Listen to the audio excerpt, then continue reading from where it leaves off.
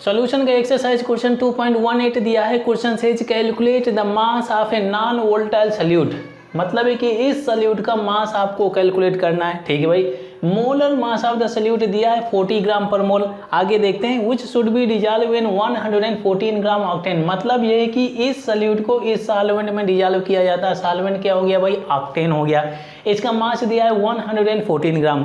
जब इस non volatile solute को सॉल्वेंट में ऐड किया जाता है तो होता क्या है? To reduce its vapour pressure to 80%। अब देखिए भाई, इस क्वेश्चन का मतलब यह है कि जब नॉन वोलेटाइल सॉल्यूट को सॉल्वेंट में ऐड किया जाता है तो सॉल्वेंट का जो वेपर प्रेशर होता है डिक्रीज हो जाता है अप टू 80%। आप लोगों ने एक टॉपिक पढ़ा होगा सॉल्यूशन के चैप्टर में, factors affecting vapour pressure of solution.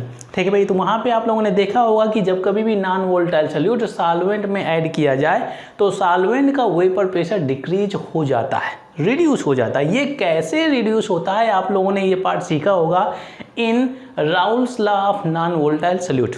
ठीक है भाई। ये जो आपका न्यूमेरिकल दिया हुआ है तो Raoul's law of non volatile solute से ही दिया है, क्योंकि यहाँ पे अगर आप देखें सॉल्यूट कैसा दिया हुआ है? Non volatile. ठीक है भाई।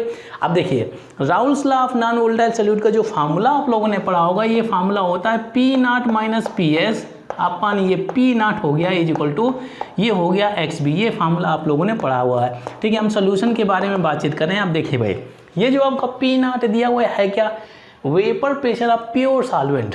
केवल जब आपका सॉल्वेंट एक ही कंपोनेंट दिया है उसका जो वेपर प्रेशर होता है ये हो गया PS। S का मतलब क्या हो गया? सॉल्यूशन। तो वेपर प्रेशर ऑफ सॉल्यूशन दिया हुआ है। ये जो आपका XB है, ये जो आपका XB है तो ये है आपका मोल फ्रैक्शन ऑफ सॉल्यूट हो गया भाई। अगर A दिया है तो ये सॉल्वेंट को जाएगा, अगर B दिया हुआ है तो ये आपका सॉल्यूट को जाएगा। अब देखिए भाई, इसको अगर मोल फ्रैक्शन का मैं फार्मूला यहाँ पर लिखना चाहूँ तो क्या हो जाता है? Number of moles of solute divided by number of moles of solute plus number of moles of solvent. ये हो गया। अब देखिए अगर आप इस क्वेश्चन में ध्यान दें तो क्वेश्चन क्या पूछता है भाई?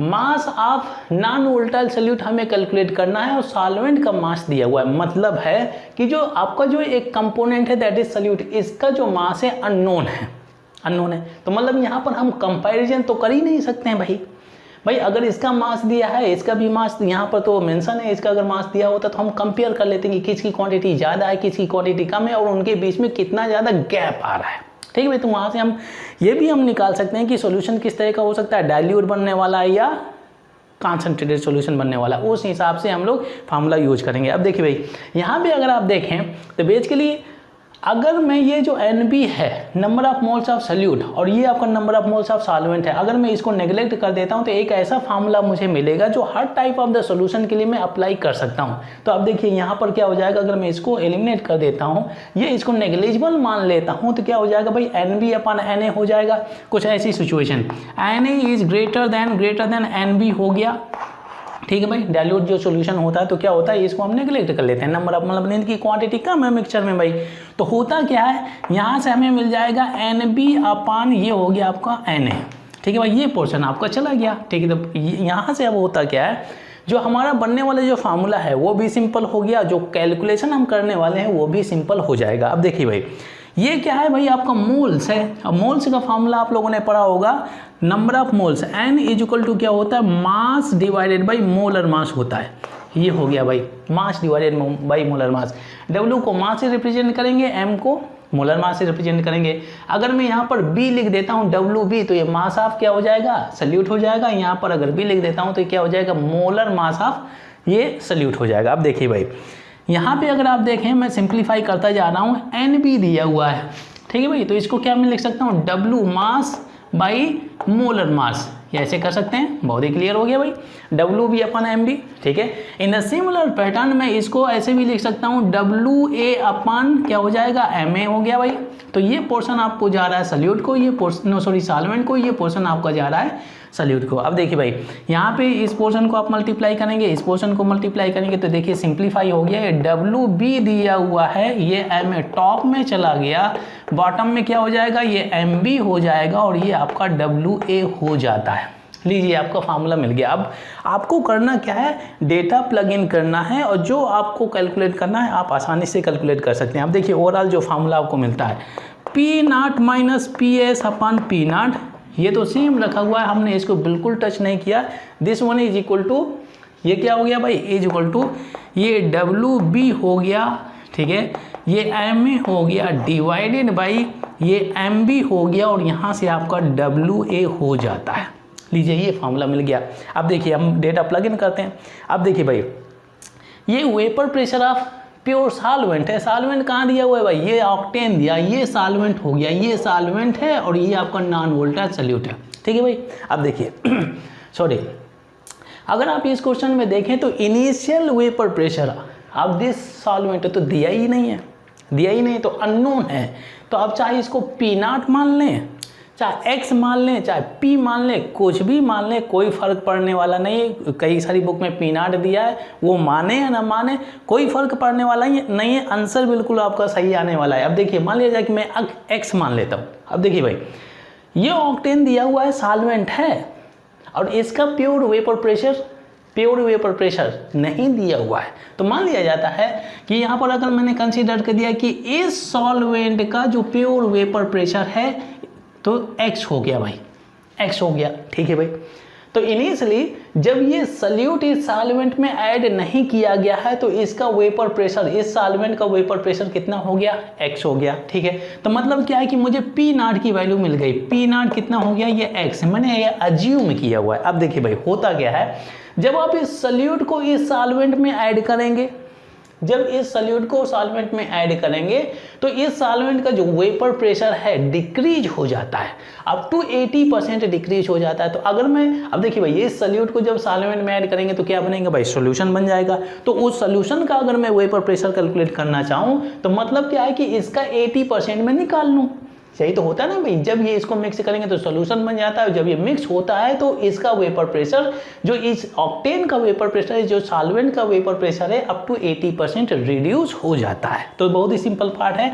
मतलब ये है कि आप अगर सॉल्वेंट के वेपर प्रेशर का 80% निकाल लेते हैं, 80% निकाल लेते हैं तो यहाँ से आपको मिल जाएगा PS की वैल्यू।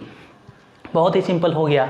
आप कैंसिल करिए, 0 0 कैंसिल हो गया, ये 0.8 हो जाता है, ये X हो गया और ये PS हो गया। अब देखिए भाई, बहुत ही इंटरेस्टिंग पार्ट, आप लोगों ने एक फैक्टर पढ़ा होगा in factors affecting vapour pressure of solution. एक फैक्टर है purity of liquid. Pure liquid always has higher vapour pressure of solution than its solution. अब देखिए भाई, सेम थिंग, ये जो ऑक्टेन है, जो सॉल्वेंट है, ये जो ऑक्टेन है सॉल्वेंट है, इसका वेपर प्रेशर इससे बनने वाले सॉल्यूशन के वेपर प्रेशर से हमेशा ज़्यादा होगा। यही मीनिंग होता है प्योरिटी ऑफ लिक्विड। जो प्योर लिक्विड होता है, प्योर लिक्विड का वेपर प्रेशर हमेशा इस लिक्विड के बनने वाले सॉल्यूशन से ज़्यादा होता है। ये कॉन्सेप्ट आप लोगों ने पढ़ा होगा। तो ये पार्ट तो बहुत ही क्लियर हो गया। अब देखिए आगे जाते हैं, हमें जो वैल्यू मिल जाती है, क्या मिल गया भाई, P0 की वैल्यू, PS की वैल्यू, और ये P0 की तो वो सेम ही हो गया। चलिए रख देते हैं, ये X हो गया, कोई बात नहीं। ये PS कितना हो गया, 0.8X कर लिया, और ये X हो गया, ठीक है। कुछ भी मान लीजिए, चाहे P0 कंसीडर कर लीजिए, चाहे Y कंसीडर कर लीजिए, चाहे Q कंसीडर कर लीजिए, कुछ भी कंसीडर कर लीजिए, कैंसिल हो जाएगा, कुछ फर्क नहीं पड़ने वाला, जो फाइनल वैल्यू हमें मिलने वाली है। अब देखिए भाई, इज इक्वल टू, ध्यान दीजिए, जहाँ पर आपका B दिया हुआ है वो आपका सॉल्यूट रहेगा, जहाँ पर A दिया है वो सॉल्वेंट रहेगा। सॉल्वेंट की क्वांटिटी ज़्यादा होती है। अब देखिए W क्या रहेगा, मास रहेगा, M क्या रहेगा, मोलर मास रहेगा। अब देखिए भाई, ये B दिया है मतलब सॉल्यूट है, और W क्या है मतलब मास ऑफ ये सॉल्यूट है। मास ऑफ सॉल्यूट तो हमें कैलकुलेट करना है भाई, NVS, calculate the mass of solute. तो यहाँ पर हम WB रख ही देते हैं क्योंकि ये वैल्यू अननोन है, मल्टीप्लाइड बाई MA क्या है भाई, M मतलब मोलर मास, A क्या हो गया, सॉल्वेंट हो गया, मोलर मास ऑफ सॉल्वेंट। अब देखिए molar mass of solvent, solvent का बेसिकली यहाँ पे दिया हुआ है, ये आपका कंपाउंड दिया है तो इसका मोलर मास आप कैलकुलेट कर सकते हैं। अब देखिए ये जो ऑक्टेन होता है तो C8 8 2 16 18 हो जाएगा, ठीक है भाई, ये पार्ट हो गया।